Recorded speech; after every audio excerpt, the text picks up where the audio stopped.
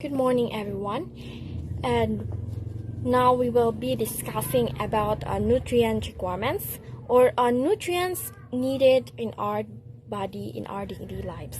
So first, we have a body water balance and requirements. So body water balance is the balance between the amount of water we takes in and we expels.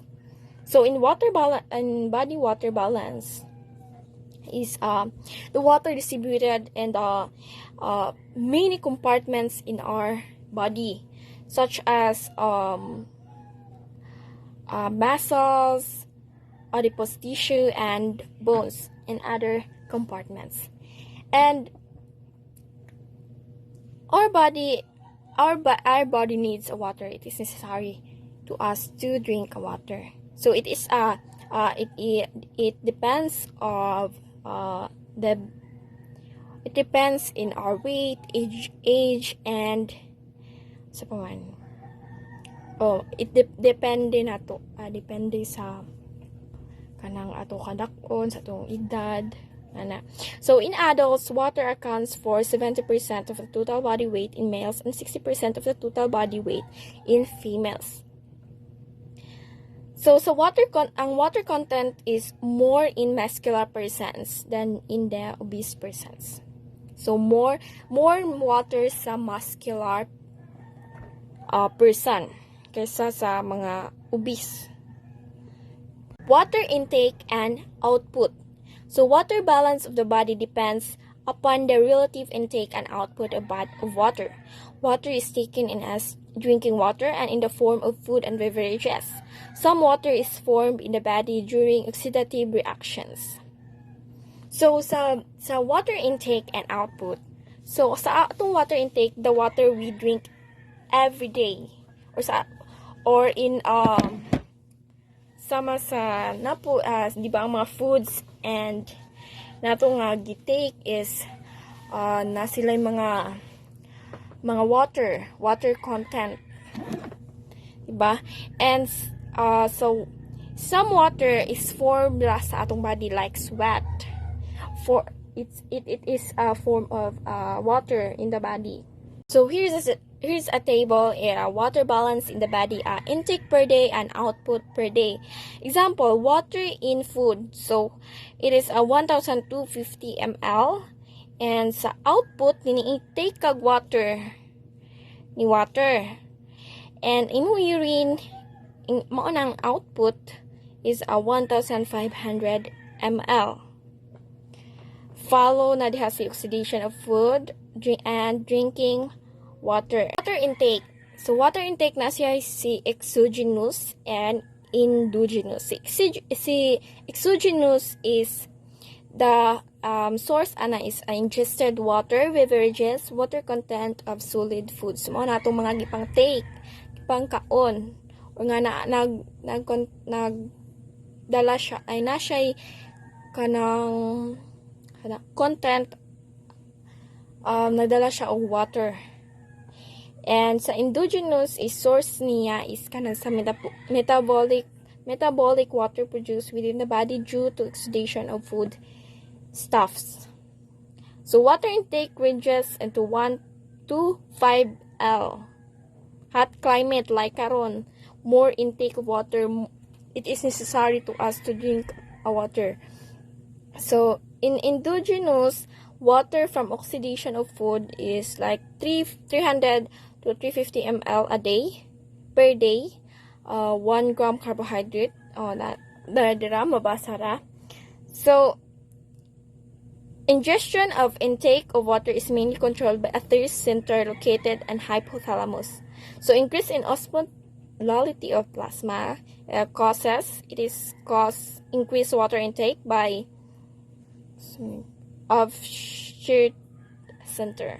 Regulation of water balance. Water balance is maintained by the thirst center in hypothalamus, and antidiuretic hormone are posterior pituitary. These two receive signals about osmolality of plasma from osmoreceptors located in hypothalamus. So osmoreceptors can receive perceive a change of even 1 to 2% in the osmolality of plasma.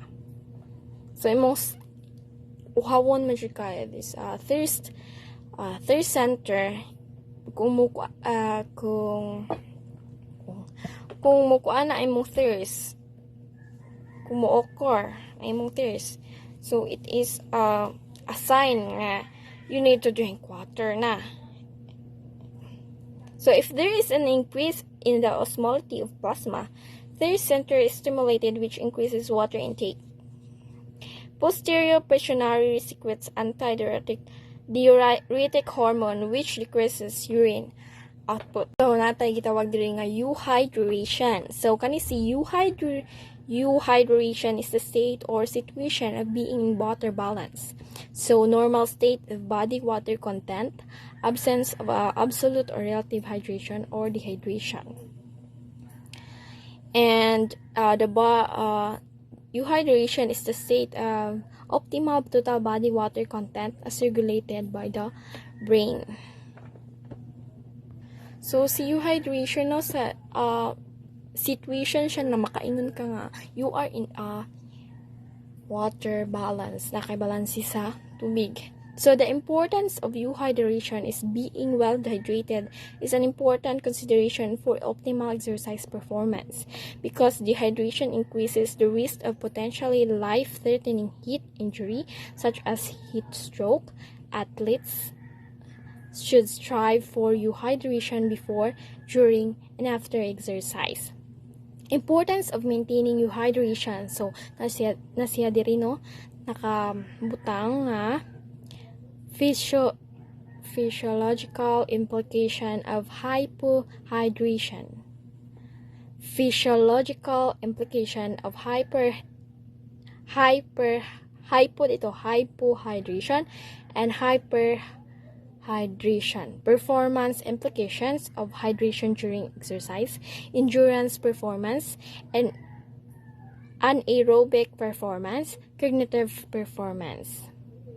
So it is important no unneeded, it is necessary to us to drink a water. Important jud nga mag-inom tag water, and dili pod too much and dili pod kuwangan. So dehydration punta na ma-dehydrate. So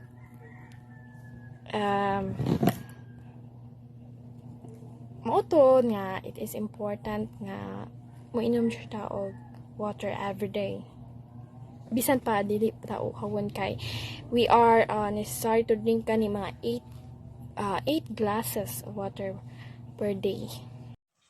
So this is the disorders of water balance.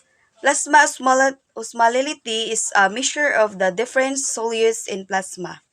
So there are types of disorders of water balance, which is the hyponatremia and hypernatremia. Hyponatremia is a serum sodium concentrations of less than 135 MEQL, while the hypernatremia is a medical term used to describe having too much sodium in the blood. So sa hypernatremia, disorders of urine dilutions, while the hypernatremia is the disorders of urine concentrations without water intake. So urine osmolality is the measures of urine concentration, in which large values indicate concentrated urine, and small values indicated urine consumptions of water affects the osmolality of urine. So the hyponatremia is decreased when ADH is suppressions. Low levels of antidiuretic hormone will cause the kidneys to excrete too much water. So urine volume will increase, leading to dehydrations and a fall in blood pressure. So the hypernatremia is increased. So the release of ADH is controlled by several factors. The two most influential factors are changes in plasma, osmotic pressures, and volume status. Children experience growing pains. Inaginated. Girls age 4 to 8 requires 1,200 to 1,800 calories a day, while boys need 1,200 to 2,000 calories daily. Children should be provided nutrients-dense food at meal and snack time. Macronutrients. Carbohydrates high in fiber should make up the bulk of intake. Children have a high need for protein to support muscle growth and development. High level of essential fatty acids are needed to support growth. Micronutrients. Micronutrients needs should be met with food first. Because children grow rapidly, they require food that are high in iron, calcium, and vitamin D. The onset of puberty, age 9 to 13. Energy. For age 9 to 13, girls should consume about 1,400 to 2,200 calories per day, and boys should consume 1,600 to 2,600 calories per day. Physically active preteens need to eat a greater number of calories to account for increased energy expenditures. Micronutrients. Carbohydrates 45 to 65% of daily calories, protein 10 to 20%, and fat 25 to 30% represent the acceptable macronutrients distribution range or EMDR for this age group. The, the onset of puberty, age 9 to 13. Micronutrients. K vitamins needed during puberty include vitamin D, K, and B12. Adequate calcium intake is essential for building bone. Young females need more iron at the onset of menstruation. Almost of all these needs should be met with dietary choices, not supplements.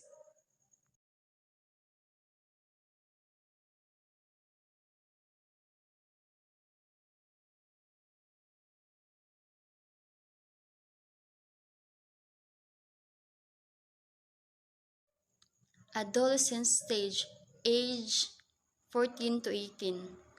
Growth and development during adolescence differs in males than in females. In teenage girls, fat assumes a large percentage of body weight. In teenage boys, muscles and bones grow increases. Primary and secondary sex characteristics have fully developed and the rate of growth slow with the end of puberty. Macronutrients. The EMDR for carbohydrates is 45 to 65% of daily calories and should include whole grains such as wheat, oats, barley, and brown rice. The EMDR for protein is 10 to 30% of daily calories and should come primarily from lean proteins such as meat, poultry, fish, beans, nuts, and seeds. The AMDR for fat is 25 to 35% daily calories. The AMDR for the fiber is 35 to 34 grams per day. Adolescents ages 14 to 18. Micronutrients. Micronutrients recommendations for adolescents are mostly the same as for adults. The most important micronutrients for adolescents are calcium, vitamin D, A, and iron. Adolescent girls also need to ensure sufficient iron intake as they start to menstruate. Increased amounts of vitamin C from orange juice and other sources can aid in iron absorption. Young adulthood stage, 19 to 30 age. Growth is completed and people reach their physical peak. The human body reaches maximum cardiac output between age 20 to 30. Bone and muscle mass are at optimal levels. Young adult stage, 19 to 30 age. Growth is completed and people reach their physical peak. The human body reaches maximum cardiac output between age 20 to 30. Bone and muscle mass are at optimal levels. Healthy eating habits promote metabolic functioning, assist repair and regeneration, and prevent the development of chronic condition. Energy needed. Energy requirements for women are 1,800 to 2,400 calories and 2,400 to 3,000 calories for men, depending on activity level. This does not include women who are pregnant or breastfeeding who require a higher energy intake. Macronutrients. The EMDR is 45 to 65% of daily calories for carbohydrates and should limit energy dense carbohydrates, especially refined sugar dense sources. The AMDR for protein is 10 to 35% of total daily calories and should include a variety of lean meat, poultry, egg, beans, peas, nuts, and seeds. The AMDR for total fat to 20 to 35% of their daily calories and keep saturated fatty acid to less than 2% of total calories and avoid trans fats by replacing them with mono and polyunsaturated fats. The AMDR for fiber is 22 to 28 grams per day for women and 28 to 24 grams per day for men. Soluble fiber may help improve cholesterol and blood sugar levels, while insoluble fiber can help prevent constipation. Micronutrients. Micronutrient, Micronutrients needs in adult differ slightly according to sex. Males requires more of vitamin C and K along with thiamine, riboflavin. Micronutrients. Micronutrients needs in adult differ slightly according to sex. Males requires more of vitamin C and K along with vitamin B1, B2, and B3. Females require extra iron due to menstruation. Men and women who are very athletic and perspire a great deal also require extra sodium, potassium, and magnesium. It can be beneficial for some young adults to follow a daily multivitamin regime. Middle age and nutrition. Adults begin to experience the first outward signs of aging. Wrinkles begin to appear, joints ache after a high active day, and body fat accumulate. This is a loss of muscle tone and elasticity in connective tissues. Good nutrition can help middle-aged adults maintain their health and recover from any medical problems or issues they may experience. Middle age 31 to 50. Energy needed. Energy requirements are 1,800 to 2,200 calories for women and 2,200 to 3,000 calories for men, depending on activity level. In many parts of North America, typically dietary patterns do not match the recommended guidelines. Following the dietary guidelines in the middle-aged years provides adequate but not excessive energy, micronutrients, vitamins, and minerals. Macronutrients and micronutrients. EMDR for carbohydrates, protein, fat, fiber, and fluids remain the same from young adulthood into middle age. Avoid putting on excess pounds and limiting an intake of sulfas to help avoid cardiovascular disease, diabetes, and other chronic conditions.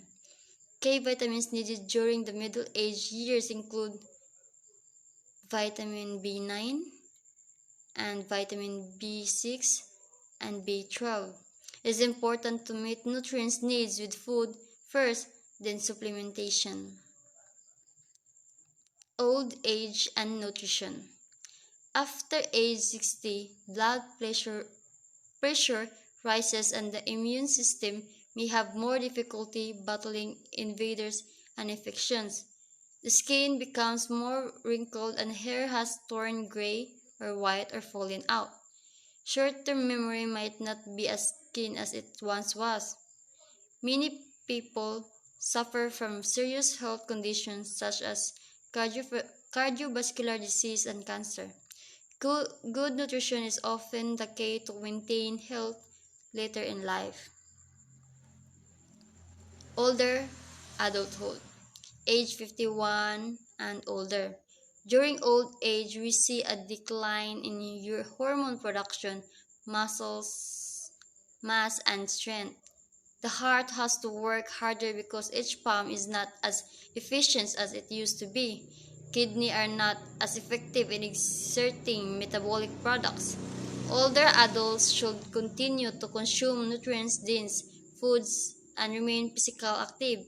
The loss of mobility among frail, homebound elderly adults also impacts their access to healthy, diverse food. Energy needed. Energy requirements for people ages 21 and over are 1,600 to 2,200 calories for women and 2,000 to 2,800 calories for men depending on activity level. Micronutrients. EMDRs for carbohydrates, protein, and fat remain the same from middle age into old age. Fiber is especially important in preventing constipation and diverticulitis and may also reduce the risk of colon cancer. Micronutrients. An increase in certain micronutrients can help maintain health during this life stage. Calcium recommendation increased to 1,200 milligrams per day for both men and women. Vitamin D recommendation increased to 10 to 15 micrograms per day for men and women. Vitamin B recommendation rises to 1.7 milligrams per day for older men and 1.5 milligrams per day for older women. So let's move on about nutritional deficiency disorder or nutritional disorder. So a nutritional deficiency occurs when the body doesn't absorb or get from food the necessary amount of a nutrient. So ang deficiencies can lead in a variety of health problems. These can include digestion problems, skin problems, stunted or defective bone growth, and even dementia. Stunted ka nang wala ni tubo. Here's 4 forms of nutritional disorders. First is undernutrition. So it is a pathological state resulting from the consumption of an inadequate quantity of food over an extended period of time. So not enough nutrition ang nasa undernutrition. So next is specific deficiency. Absolute or relative lack of an individual nutrient. Dili na mo occur ang deficiency kay lack of nutrients naman siya. So next is overnutrition, consumption of an excessive quantity of food for an extended period of time. Na over na po, kung naay nakuwangan na po na over, it is bad food nga ma-over ang nutrition, no? So next is imbalance, disproportionate intake ang mga essential nutrients. Lagi kang kuwang, sobra dapat balance sa imong intake nga nutrients sa imong body. So naay mga nutritional disorder, no? So First, we tackle about a protein energy malnutrition. So protein energy malnutrition is or PEM is sometimes called protein energy undernutrition, is a form of malnutrition that is defined as a range of pathological conditions arising from coincident lack of dietary protein and or energy calories in varying proportions. The condition is mild, moderate, and severe degrees. Protein energy malnutrition, no, kuwang og protein nga nutrition ang usa ka individual. So that is a disorder where kanang wala na kanang luya nana ba. There is a classification of PEM. First is quasi or core, marasmus, marasmic quasi or core. So first is quasi or core. So kaning quasi or core is a common na ni siya nga nutritional disorder that commonly sa mga infants and kanang mga children. Tanaw ang picture sa baba, di ba? Nagbulot ang tiyan sa bata. So ang cause ani is kanang not getting enough protein in the diet or alang ipang kaon. So next is clinical manifestation. So ang mga signs ani is edema, muscle wasting, psychomotor changes, common signs, diagnostic signs and common signs, hair changes, diffuse depigmentation of skin, moon face, and anemia. Occasional signs, flaky paint rash, hepatomegaly, and associated. Muna mga signs sa quasi or core. And siguro it is ang kuan lang ana is ang include ang protein nga ang mga protein nga mga foods nga naay protein i-include sa inyong gipangkaon. Marasmus is a severe form of malnutrition that consists of a chronic wasting away of fat, muscle, and other tissues in the body. So malnutrition occurs when the body does not get enough protein and calories. A lack of nutrition can range from a shortage and certain vitamins to complete starvation. Kanipod marasmus is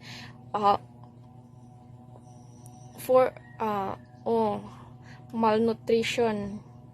Kuwang lagi pud og kaon mga inana and mga nutrition nga mga nutrients nga wala na provide sa mga bata. So etiology is a balanced starvation, insufficient breast milk, dilute milk, mixture of or lack of hygiene.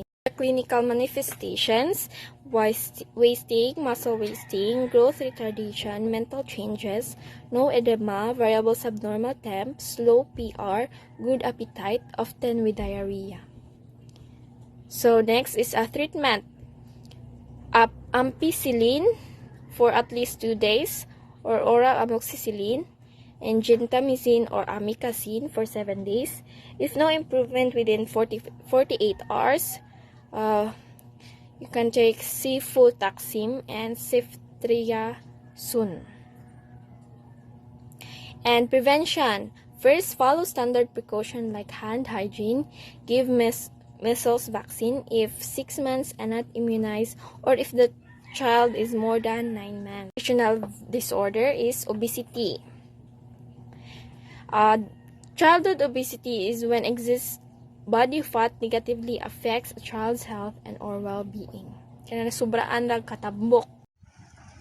Etiology: excessive food intake compared with use, genetic constitution, physic disturbance, endocrine and metabolic disturbance rare, insufficient exercise or lack of activity.